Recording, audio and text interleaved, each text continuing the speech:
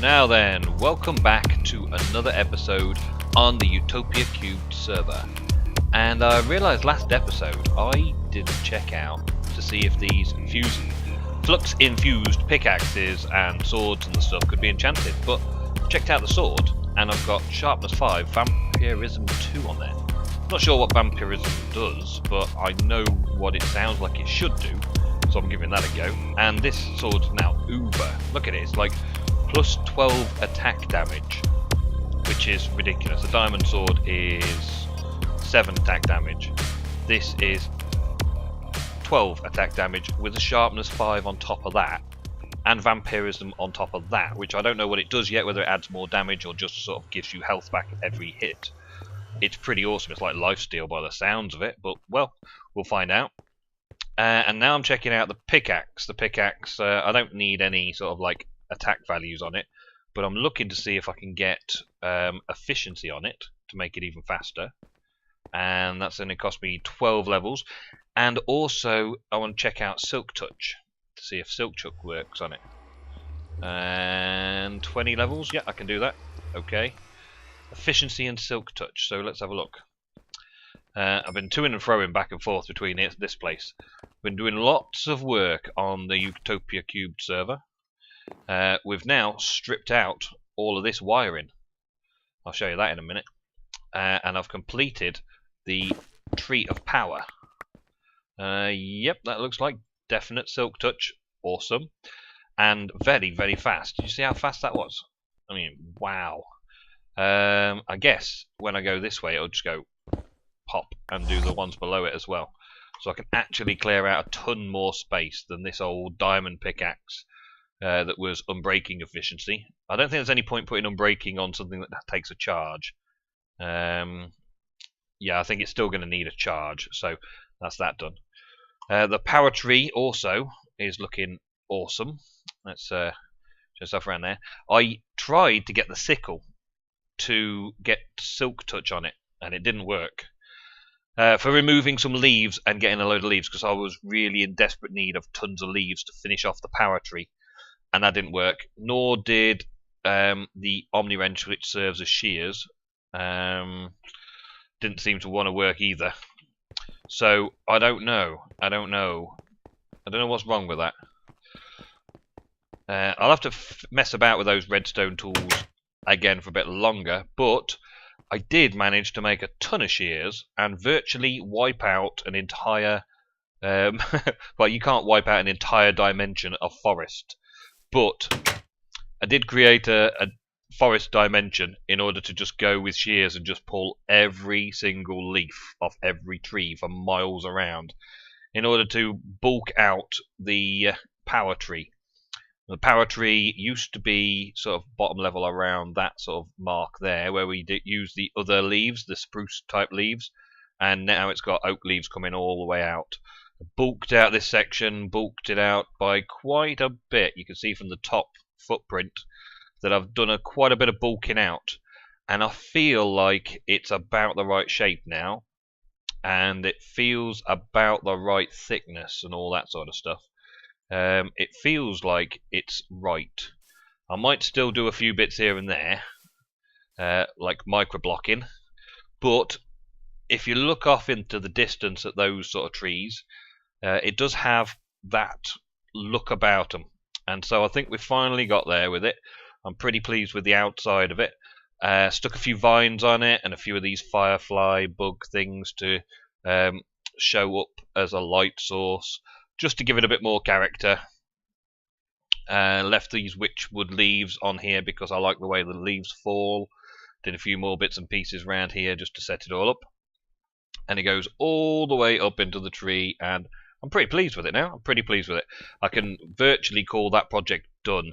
I just need to sort that bridge out, and then might start terraforming around from that edge all the way around the lake to include to that edge, just to get this whole lakeside view sorted out. We don't really need that greenhouse anymore, now we've got automated farms, but I may just leave it just for anyway, just for the hell of it anyway. Let's have a jump up the top.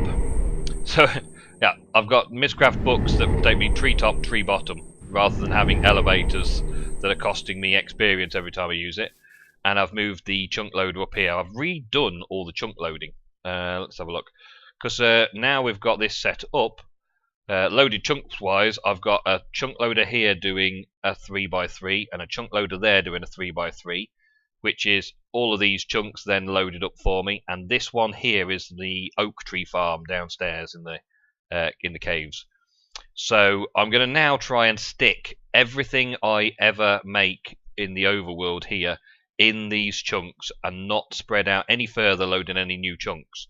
I just don't see the need. Everybody else has actually got less chunks than me, as it were.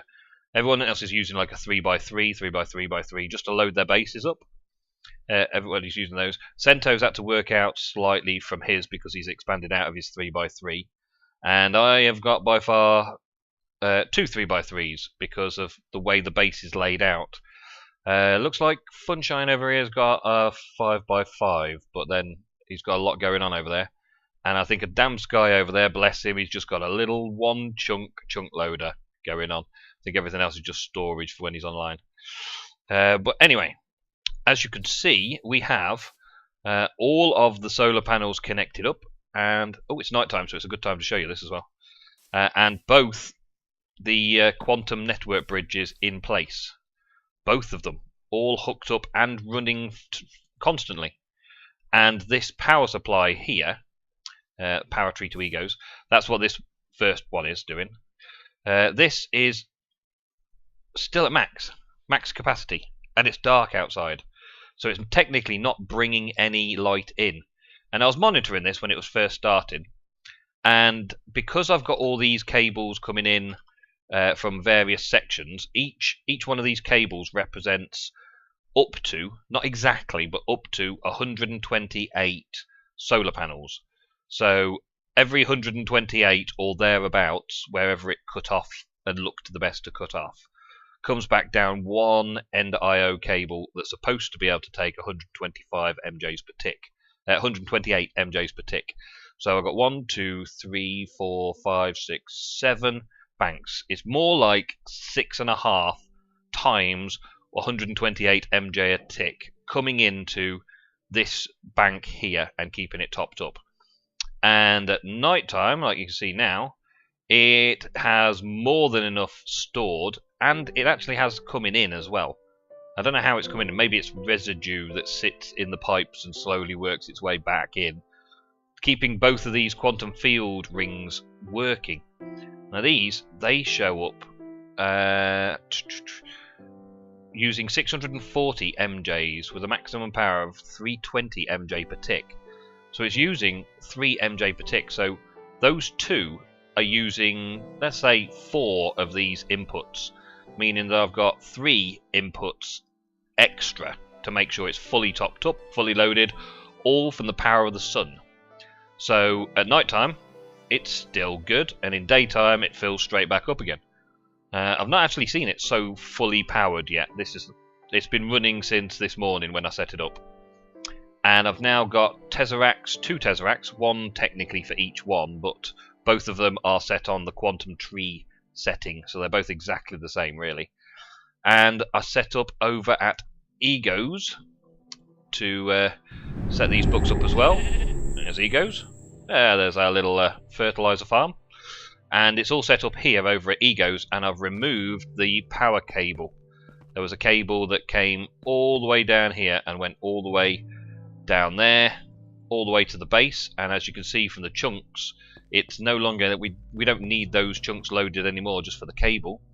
But over here we have access to everything in the AE system thanks to the quantum network bridge, which is pretty cool. I'm loving it. And that's like end game applied energistics. So I'm pretty pleased that I've got to that stage, and I could do it another couple of times if I wanted. What I have got here though is the storehouse in a pouch now. So the other, let's go back to the power tree. The other side here is is coming down here. This one here is the storehouse in a pouch, yeah? And in my storehouse in a pouch, I have the other half of that with everything I need to set up an AE system over there, including a linking book back to this section here. So I can make another linking book to go backwards and forwards between the two setups. Not that it's major league important, but that just means I can come and check on the power supply quickly and get back to wherever I was using this at the time, which pretty cool. Pretty cool. Yeah, that's about all I've got to show you from over here. So the next project, the next thing that we're doing is working through at the Mistcraft age. This is one of the reasons I wanted to use my pouch, the storehouse in a pouch idea, and it comes in really well timed now, because if I go over to the Mistcraft Mountain age, Mistcraft Mountain, I'll show you a bit more about what I mean.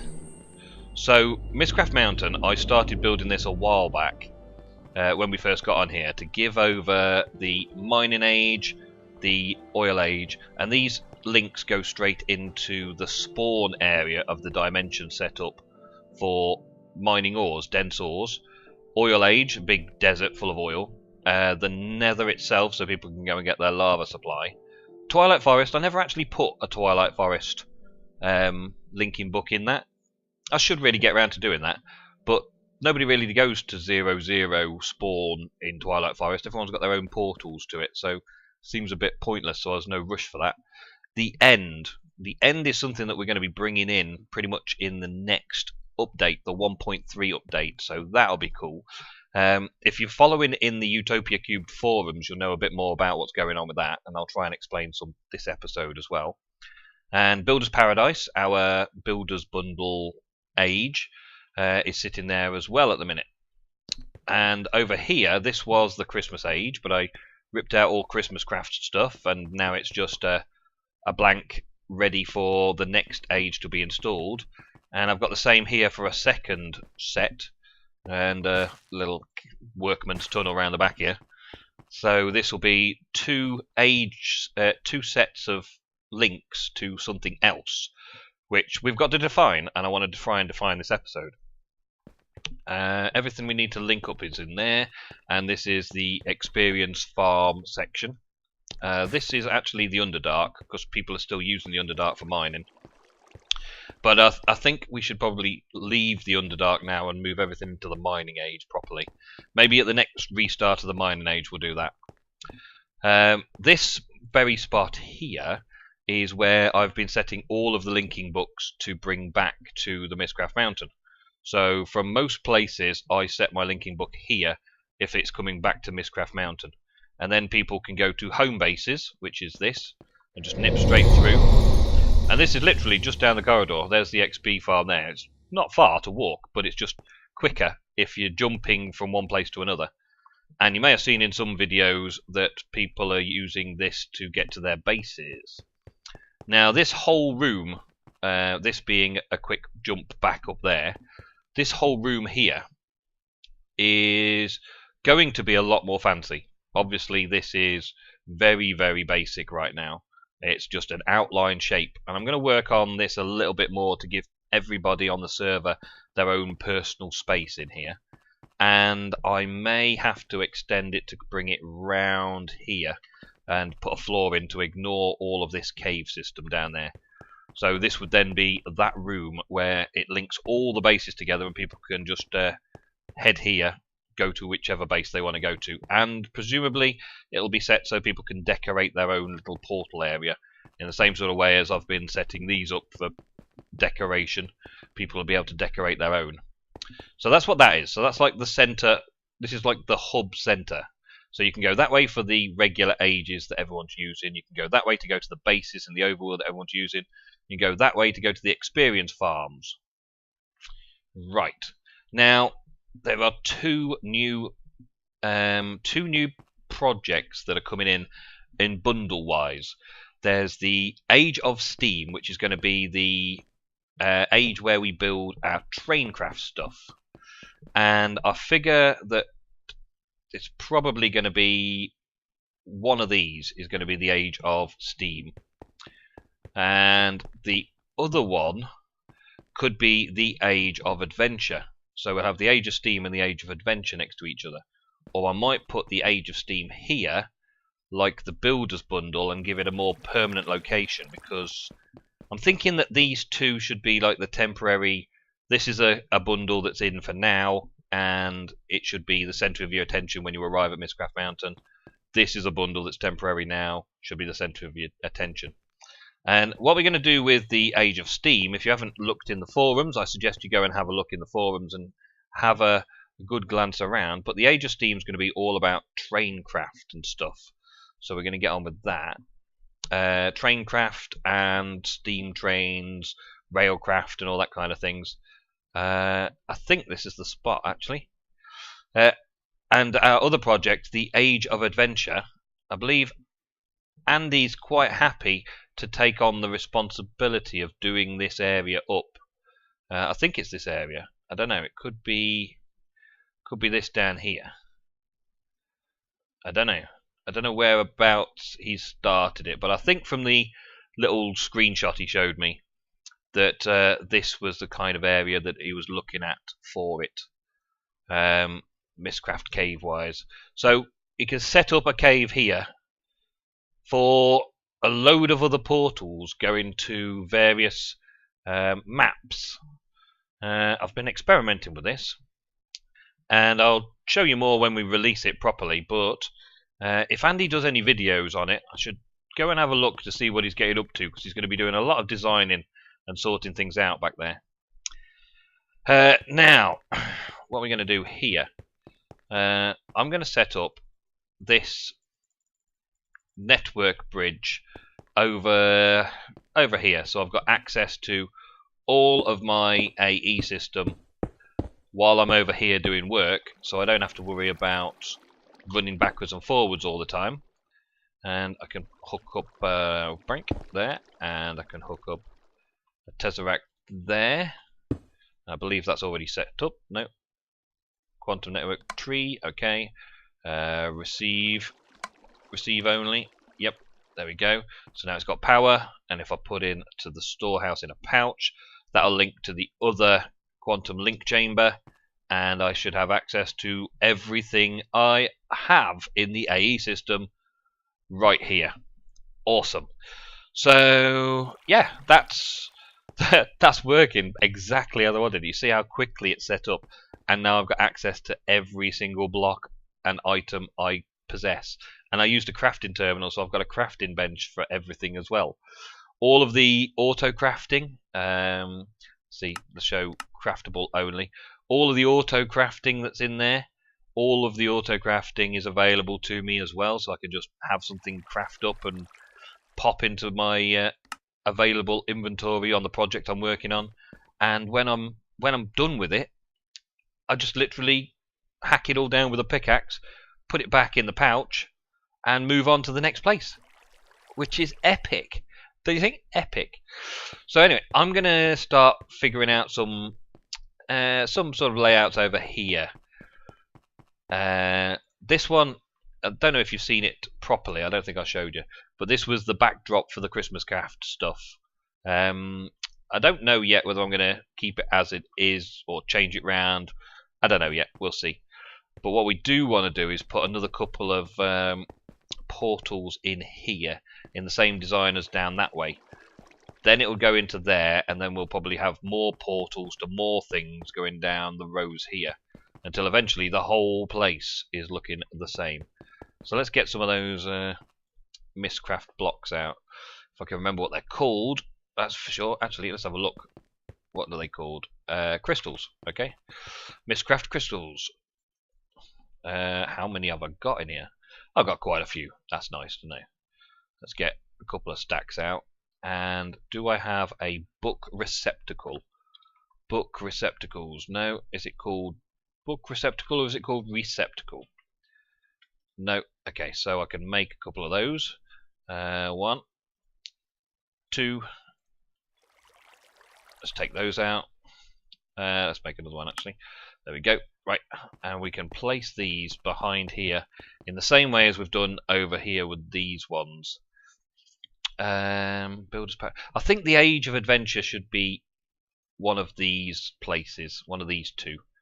And while the Traincraft Age is brand new, that should be one of these as well.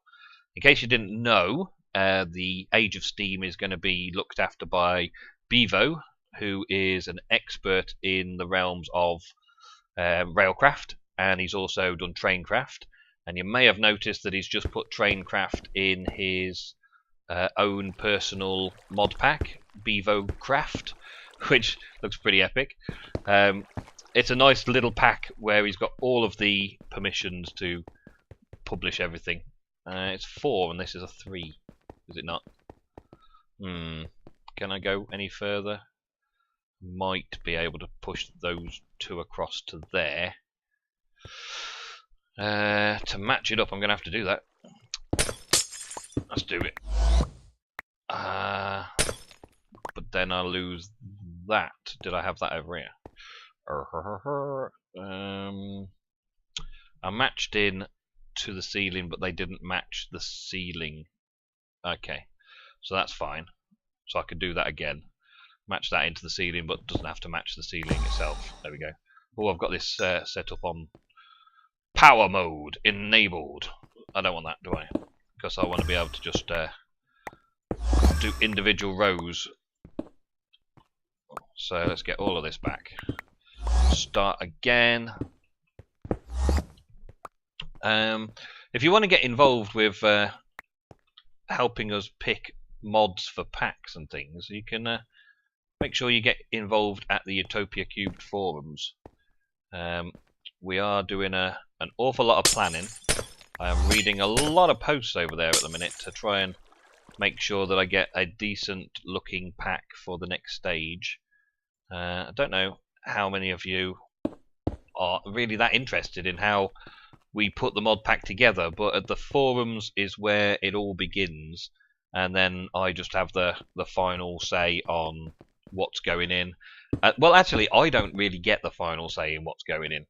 I would have to say that Nicholas gets the final say on what's going in, because if Nicholas can't make it fit in the pack, then it doesn't go in the pack. It's that simple. So, yeah. Sorry, distracted.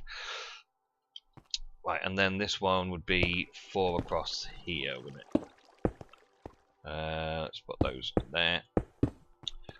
Now, if I'm going 4 across, that's going to be this row as well. Okay, well, it's not too bad that I'm doing it this way around. Changing that's pretty awesome. That's okay. Right. So that's going to be the Age of Steam, that's going to be the Age of Adventure. We can put the receptacles in there like that. Which height? I think it was like 3rd block up on these ones. Yep. Top block. Okay, so that would be there. There. And then we're going to have the stairs upright like that. We get some more quartz steps. We got any? Has Ego used it all? Has he put it all back? He's got a few there. That's good enough. I think 6 is probably all I need anyway. Okay, so we got that. Job done. And then I'll put these pillars back in between them, like so. I might fill that bit up as well, just because I don't like leaving holes everywhere. It doesn't take long.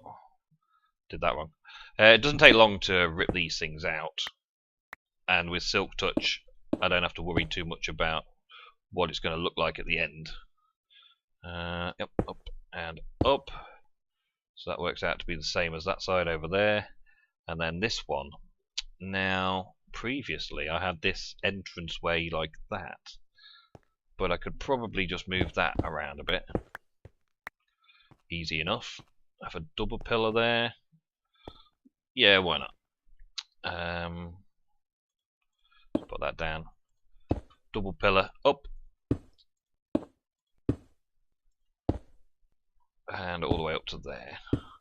That gives us those 2 buildings, and I can change this around ever so slightly by just bringing that into there like that. And if I move this one across as well, like so, then that's that done as well. I can put another pillar in there over and do some sort of arched feature across the front of that, which should be cool. Should be cool. And I've just got to put the lighting behind it. Yep. Well, I'm not going to bore you with any more of this, guys. This is just some prep work that I'm doing, and I wanted to let you know what's going on so that you can get involved, get into the forums. The 1.2i pack is coming out for us guys on the server very, very soon. And we should be having everything that we need then to be able to release the pack on an AT launcher. I've still got to work on that though. I haven't really done it quite as fast as I would have liked to do it because I've had an awful lot of things going on the server and things to deal with updates and things like that. And let's get that lamp again. It's that one. Have I got some more? I'm running out of that. Okay. Let's get another handful of that stuff. And make another few of those. I use a lot of these lights. It used to be running all the way back to base to get them though. Anyway, what was I saying? Yeah. So there's been a lot of things going on, and also we've been doing quite a bit of running around, getting things ready for you guys, keeping up in the forums and making sure that things are going well in there as well, because that's another important part of the Utopia cubed server and its experience for you guys. So make sure that you guys are interacting with us and giving us your ideas on where you would like to see the episodes running, where you'd like to see the series going, and so on. 2 up, okay. 2 up and then in, yeah, okay, just the same as that then. Fine. And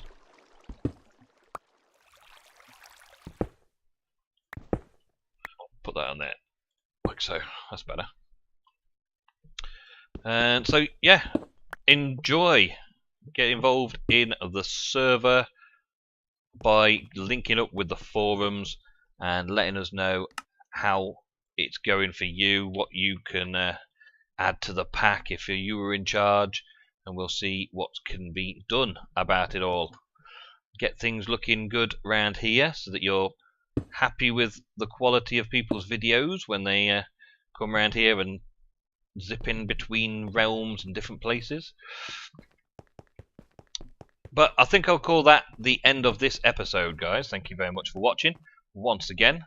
I'm going to set those up, set a few more things up here, and put a few more signposts up so people know where things are going. And very soon, next week, we'll be working on the Age of Steam being included, and also over for this last little bit over here, just to wind it up, there's a hardcore end hardcore ender expansion, I believe, and we're going to be installing that and probably going and having an end fight a few times, just a few dragon slaying, and there's a few other mods that I might be including depending on how worthy they look when we get around to them. So thank you very much once again. Enjoy all the videos from the Utopia³ network, link in the description, and I shall see you next episode.